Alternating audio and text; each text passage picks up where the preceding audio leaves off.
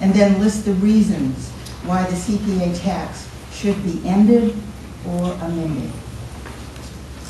When the CPA tax surcharge was approved by the voters in 2002, property values were stable or rising, so homeowners experienced a so-called wealth effect, meaning they felt they could afford slightly higher taxes. The state provided 100% in matching funds, and the typical CPA surcharge was about $42. 6 years later, the picture is drastically different. The wealth effect has disappeared. Most people are struggling to find the money to pay increasing expenses. Even Donald Trump declared bankruptcy today. Perhaps he'll make movies next. The state's matching fund rate has decreased from 100% to 35%, with no guarantee of even 35%. The typical CPA surcharge is now $55, which is an increase of 30%. My CPA tax is $55.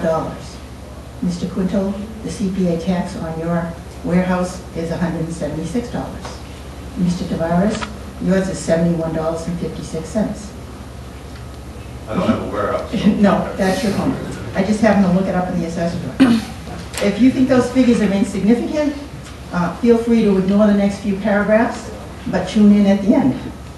However, I wish that the people watching will pay attention, because if they want to change anything, they need to contact their town meeting reps and ask them to approve putting this on the ballot in May.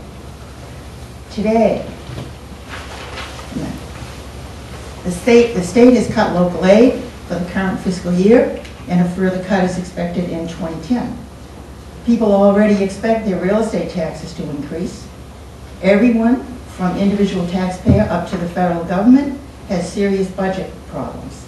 In these times, we hear, quote, "We're going to be lean and mean," or "Everything is on the table." One of the things that should be on the table is the CPA surcharge. Taxpayers should be given the opportunity to decide whether they wish to continue paying this tax on the tax. The only way to do this is by means of a ballot question, but town meeting must first approve this ballot question. Very few ballot questions are born this way.